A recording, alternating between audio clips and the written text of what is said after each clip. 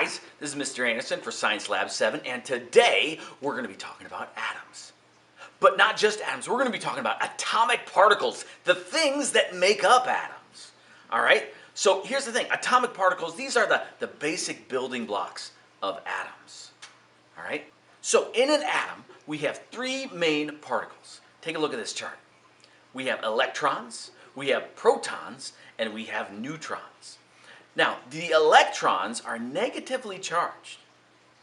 And we find these outside the nucleus, zipping around in something we call the electron cloud. Right? The protons, protons are positively charged, and we find those in the nucleus. Okay, protons are the nucleus. But also in the nucleus, we find neutrons. Now, neutrons have no charge. They are neutral in charge. They're not positive, they're not negative, they're neutral. And we find those in the nucleus as well. So the nucleus is protons and neutrons, and you have electrons zipping around the outside. All right? Now, here's the thing. Again, atoms are extraordinarily small. They're fantastically tiny. All right? They're so small that instead of using things like grams or kilograms to measure the mass of them, scientists come up with their own unit. We call it the atomic mass unit.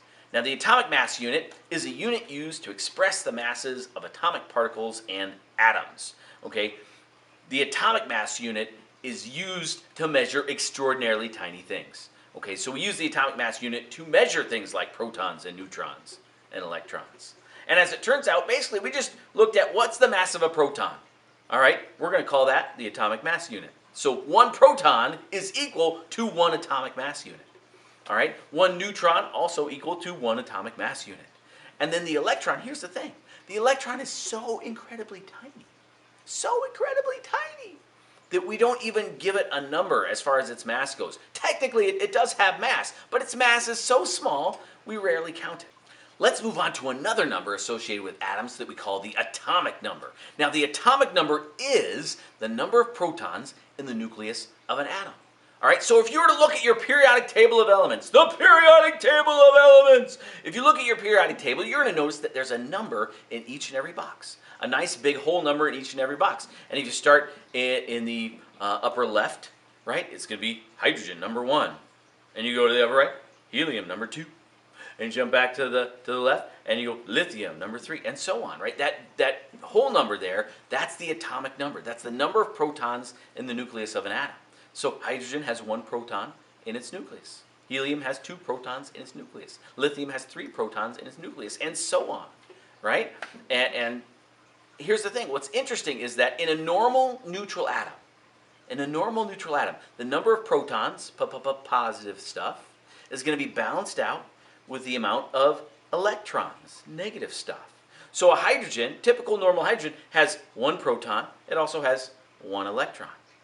Oxygen, it's number 8. That means it has 8 protons, but it's also going to have 8 electrons. Sulfur has 16 protons. Yeah, that means it has 16 electrons. Gold, 79 protons. It's a big atom, 79 protons, and also has 79 electrons. Do you get the idea? So if you know the number of protons, you also really know the number of electrons in a normal neutral atom.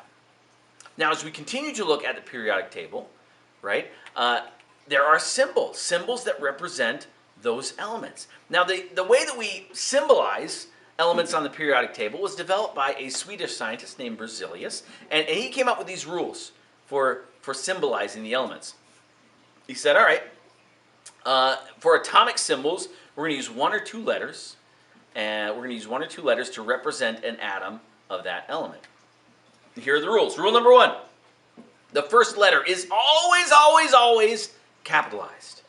Rule number 2, the second letter, if there is one, the second letter is going to always be lowercase.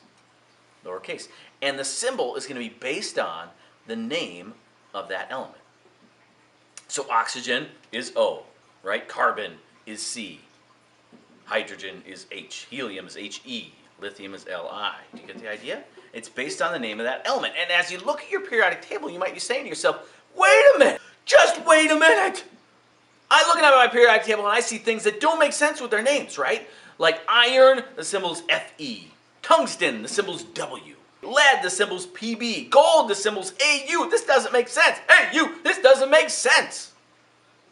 All right, but here's the thing. Some of these elements we've known about for a really long time. Right? Some of these elements we've known about for a really long time, so they had other names. Some of the symbols are based on the Latin name for that element. So for example, gold, its Latin name is aurum, A-U-R-U-M. So Au makes sense. Right? Tungsten used to be called wolfram. So W for tungsten makes sense. So if you see an element and its symbol doesn't quite make sense, it's probably because that symbol is based on its Latin name. So if we're trying to figure out the number of particles in an atom, right? A couple things to remember. Number one, if you know the number of protons, you also know the number of electrons, right? Number of positive things is going to be balanced out with the number of negative things in a normal neutral atom. There's also going to be something called the mass number. Now the mass number is the mass, the stuff that has mass in that atom, right? The protons and the neutrons. So if you add the number of protons and the number of neutrons, you're going to get what we call the mass number, the sum of the protons and neutrons in an atom. And of course, different atoms are going to have different mass numbers, depending on the number of protons and neutrons they have. So if we look at a box of the periodic table, you're going to find several bits of information. Almost every periodic table is going to have at least these four things. Number one, it's going to have the element name. Hydrogen, for example. Okay, it's going to have the atomic number. Again, the number of protons in the nucleus of the atom. Hydrogen's is 1. That means it has 1 proton in its nucleus. It's also going to have a symbol. Again, that symbol is going to have 1 or 2 letters, and it's going to be based on the name of that element. And then lastly, it's going to have something we call the atomic mass. So what is the atomic mass? Okay, well, the atomic mass is going to be the average of all the masses of the isotopes of a particular element. And now you say, what is an isotope? All right, so here's the thing. An isotope is going to be atoms whose nuclei contain the same number of protons, but a different number of neutrons. Okay, so isotopes are going to be atoms who have a regular number of protons, but kind of a different number of neutrons. Now remember, neutrons don't have charge, okay, but they do have mass. All right, so for example, if we say hydrogen, hydrogen is, what number is it? Well, it's number 1. That means it has 1 proton. Okay, so most hydrogen is hydrogen 1. It has 1 proton, it has 1 electron, zip it around the outside. That's hydrogen. But sometimes you can have hydrogen 2, we call deuterium. So that has 2 particles in its nucleus. It has 1 proton, that's what makes it hydrogen, and then it has 1 neutron. And those 2 things together are the nucleus. And it has an electron zipping around the outside. Now, because it has 2 parts in its nucleus, it's extra heavy. Okay, so it's an isotope. It's not normal. So again, the atomic mass is an average of all the different kinds, different isotopes. All right, so it's like this. So if you had just a sample of that element, say you had some carbon, you pull out some carbon. Now, carbon is number 6. That means it has 6 protons in its nucleus, and it oftentimes usually has 6 neutrons in its nucleus as well. So we call it carbon 12. But here's the thing: some of that carbon in that sample is not going to be carbon 12. It's going to have an extra neutron in its nucleus. It's going to be carbon 13. Or maybe it has 2. It's going to be carbon 14. Okay, so you're going to have some isotopes. So if you have an average sample of carbon, you're going to have some isotopes in there. So the atomic mass just kind of takes into account the fact that, hey, some of those atoms are going to be a little heavier, or maybe a little lighter. All right, so that's where that sort of weird decimal number on the periodic table comes from. It's the atomic mass. So atoms are really amazing, right? 3 main particles make up an atom: protons, neutrons, and electrons. Remember, protons are positive, neutrons are neutral. They have no charge. And then electrons are negative. Protons and neutrons make up the nucleus. Electrons are zipping around outside in that electron cloud. All right? We organize these on something we call the periodic table of elements. It has all the different kinds of atoms there are. And each box of the periodic table has a variety of different bits of information. Things like the name of the element, the atomic number, the symbol for the element, all right, and the atomic mass. So I hope you learned a lot about the atom.